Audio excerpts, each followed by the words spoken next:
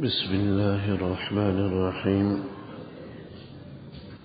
وعن ابن مسعود رضي الله تعالى عنه قال: من كان مستنا فليستن بمن قد مات، فإن الحي لا تؤمن عليه الفتنة.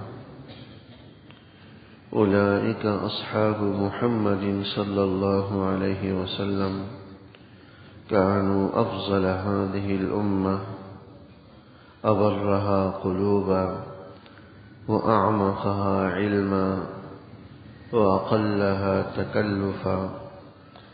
اختارهم الله لصحبة نبيه صلى الله عليه وسلم ولإقامة دينه، فاعرفوا لهم فضلهم واتبعوهم على أثرهم وتمسكوا بما استطعتم من أخلاقهم وسترهم وسيرهم، فإنهم كانوا على الهدى المستقيم.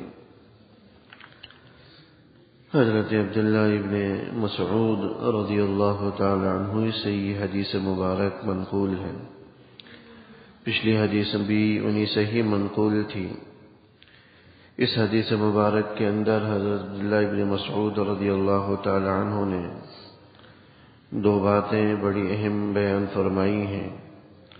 فرمایا کہ یہ انہی کا ارشاد ہے. در حقیقت حضرت عبداللہ ابن مسعود رضی اللہ تعالی عنہما ہی کا ارشاد ہے، لیکن صحابی کا بھی قول اور صحابی کی بات یہ بھی ہمارے لیے سنت کے دائرے میں ہے، قابل عمل ہے. چونکہ یہ بات بارہا گزر چکی ہے کہ سنت کے مفہوم کے اندر جس طرح خود حضور علیہ الصلوۃ والسلام کے اقوال داخل ہیں اور ان کی اتباع، ان کی پیروی ہمارے لیے دنیا اور آخرت کی کامیابی کا ذریعہ ہے، ایسے ہی حضرات صحابہ رضوان اللہ تعالی علیہم اجمعین کی طریقوں کی، سنتوں کی پیروی بھی ہمارے لیے ہدایت کا باعث. تو یہ حضرت عبداللہ ابن مسعود رضی اللہ تعالی عنہ کا ارشاد ہے.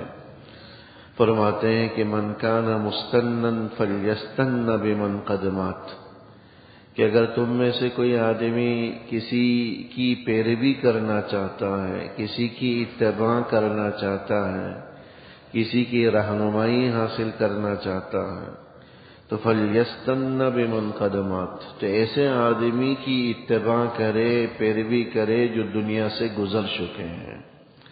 یعنی ایک آدمی کسی کے طریقے کو فالو کرنا چاہتا ہے اور کسی کی اتباع پیروی کرنا چاہتا ہے، کسی کی باتوں سے ہدایت لینا چاہتا ہے، تو ایسے آدمی کو منتخب کرے جو دنیا سے اچھی شہرت کے ساتھ، نیک نامی کے ساتھ دین پر رخصت ہوئے ہوں.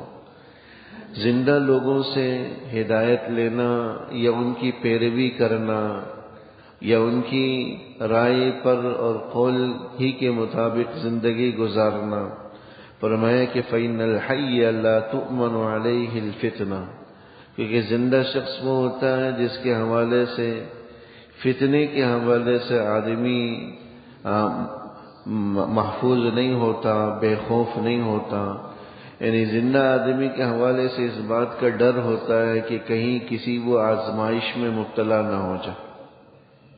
ایک آدمی کسی ایسے شخص کی پیروی کرتا ہے جو زندہ ہے، حیات ہے، اور اس کا نام لے کر اس کی نظریات کا پرچار کرتا ہے، نظریات کو پھیلاتا ہے.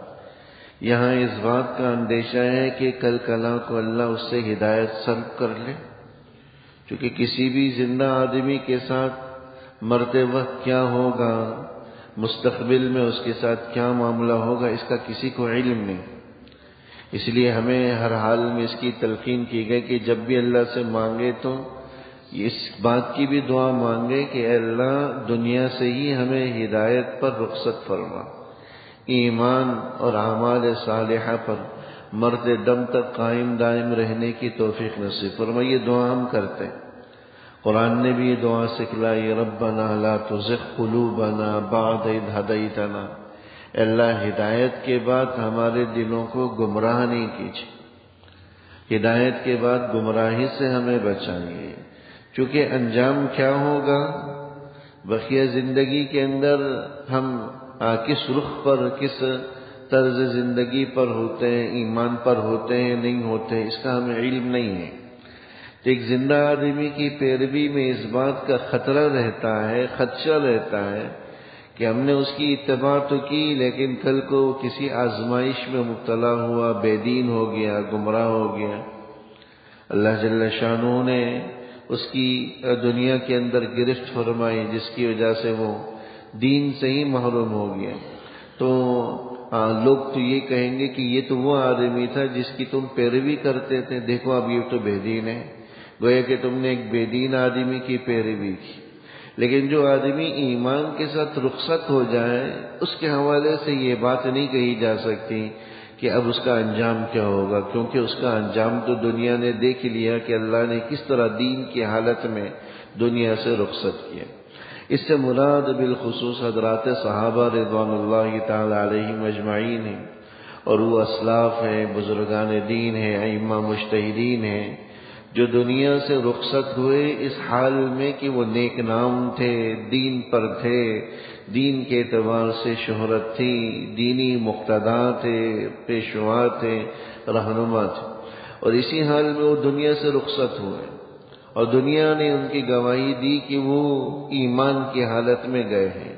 اب یہاں اس بات کا اندیشہ کہ کہیں وہ فتنے میں مبتلا نہ ہو جائے، یہ اندیشہ موجود نہیں، کیونکہ وہ تو دنیا سے ہی چلے گئے ایمان کی حالت میں، وہ تو اپنا ایمان بچا لے گئے۔ اب ایسے آدمی کی پیروی اتباع میں کوئی حرج نہیں ہے، بلکہ ایسے ہی آدمی کی ہمیں پیروی اور اتباع اور جو ہے نا اس کے طریقہ کار کی اتباع کا ہمیں حکم دیا گیا۔ تو حضرات صحابہ اور ائمہ مجتہدین ہیں، ان جن کی پیروی اور جن کے طریقے کے مطابق چلنے کی حضرت عبداللہ ابن مسعود رضی اللہ تعالیٰ عنہ ترغیب دے رہے۔ پھر فرمایا کہ اولئک اصحاب محمد صلی اللہ علیہ وسلم کانوا افضل هذه الامہ، یہ حضور نبی اکرم صلی اللہ علیہ وسلم کے صحابہ ہیں، کانوا افضل هذه الامہ، جو اس امت کا افضل ترین طبقہ ہے، اس امت کے افضل ترین لوگ ہیں حضرات صحابہ۔ ابرھا قلوبا، بڑے نیک دل، ابر نیک کو کہتے ہیں، قلوب قلب دل کو کہا جاتا ہے، ابرھا قلوبا دلوں کے اعتبار سے بھی بڑے نیک، واعمقها علما، علم کے اندر بھی بڑی گہرائی ان کے اندر موجود، واقلها تکلفا، ان کی زندگیوں میں سادگی بہت تھی، تکلف تصنع بناوٹ نہیں تھا جیسا کہ آج کل کی زندگی میں ہے، رکھ رکھاؤ والی زندگی۔ اگر کوئی عالم ہے، دیندار ہے، تو بھی ایک رکھ رکھاؤ کے ساتھ چلتا ہے، خاص طرز کے ساتھ، خاص امتیازی کیفیت کے ساتھ۔ حضرات صحابہ رضوان اللہ تعالی علیہم اجمعین کی زندگیاں ان تکلفات سے خالی تھی، وہ بالکل سادہ ایک عام دیہاتی اور ایک عام فرد کی طرح رہتے تھے۔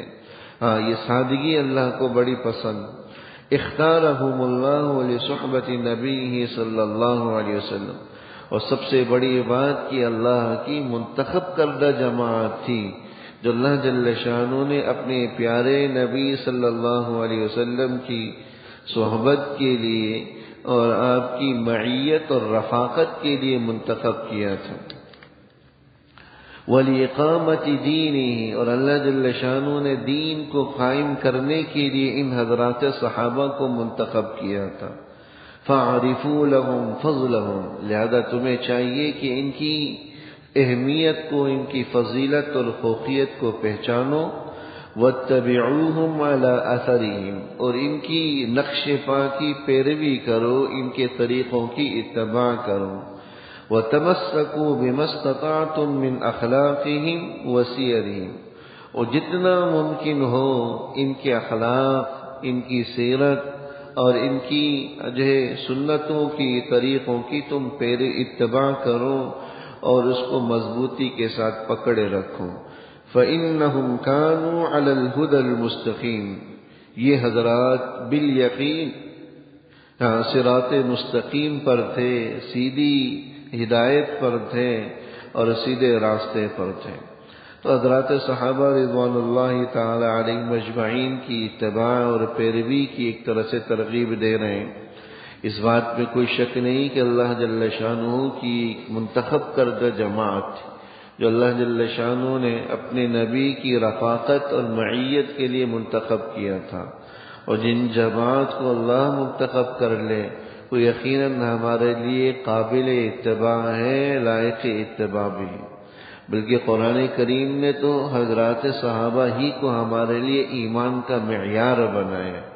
ایک جگہ قرآن کریم میں اللہ جل شانہ نے فرمایا یا ایھا وَإِذَا قِیلَ لَهُمْ آمِنُوا كَمَا آمَنَ النَّاسُ، کہ جب ان سے کہا جاتا ہے کہ تم بھی ایسے ہی ایمان لاؤ جیسا کہ یہ لوگ ایمان لائے، حضرات صحابہ ایمان لائے، کہ تمہیں جب ایمان کے اندر ان حضرات اور ان شخصیات کو معیار بنایا تو ان کی اتباع کے اندر لا محالہ ان کی طریقوں کی پیروی کے اندر ہمارے لیے دنیا کی بھی کامیابی ہے اور آخرت کی بھی کامیابی ہے۔ ان حضرات پر انگلی اٹھانا، ان کی کردار پر لب کشائی کرنا، یا ان میں کچھ آپس میں کچھ اختلاف ہوا ہے تو اس کے حوالے سے کوئی رائے قائم کرنا، کسی ایک کی تنقیص کرنا، احترام اور مقام میں کمی کرنا ہماری دنیا اور آخرت کو تباہ کر دیتا ہے۔ کیونکہ اللہ جل شانہ نے تو بغیر کسی تقسیم کے سب حضرات صحابہ کو یہ اعزاز دیا ہے، رضی اللہ عنہم ورضوا عنہ، کہ اللہ ان سے راضی ہوا، وہ اللہ سے راضی ہوا۔ اس میں کوئی تخصیص نہیں ہے کہ کچھ حضرات صحابہ سے ہوا ہو، کچھ سے نہیں ہوا، بلکہ سارے حضرات صحابہ کو یہ اعزاز اللہ نے دیا۔ تو جن سے اللہ راضی ہوا، ہم اس کو ان سے ناراض ہو کر یا ان سے علیحدگی یا ان کے بارے میں رائے زنی کر کے گویا کہ اپنے رب کو ناراض کر رہے ہو، اور جو اللہ کو ناراض کر لے وہ اپنی دنیا بھی برباد کر لیتا ہے، اپنی آخرت بھی برباد کر لیتا ہے۔ یہ ہمارے عقائد میں سے ہیں۔ ہمارے عقائد، جتنی بھی عقائد کی کتابیں پڑھائی جاتی ہیں سب کے اندر یہ بنیادی عقیدہ موجود ہے کہ حضرات صحابہ رضوان اللہ تعالی علیہم اجمعین کے حوالے سے خیر کی بات کرنا، خیر کے علاوہ ان کا تذکرہ جائز ہی نہیں ہے، اچھائی کے علاوہ ان کا کسی بھی قسم کا تذکرہ جائز نہیں ہے، چاہے جائے کہ ان کے کردار پر یا ان کے حوالے سے لب کشائی کی جائے، کردار پر انگلی اٹھائی جائے۔ جو انگلی اٹھائے گا اپنی دنیا کو بھی تباہ کر دے گا، برباد کر دے گا، آخرت کی بربادی، نہ ختم ہونے والی بربادی اس کا منتظر ہو۔ دعا فرمائے اللہ جل شانہ عمل کرنے کی توفیق عطا فرمائے۔ ربنا تقبل منا وتب علينا إنك أنت التواب الرحيم، وصلى الله تعالى على خير خلقه محمد وآله وصحبه أجمعين، آمين برحمتك.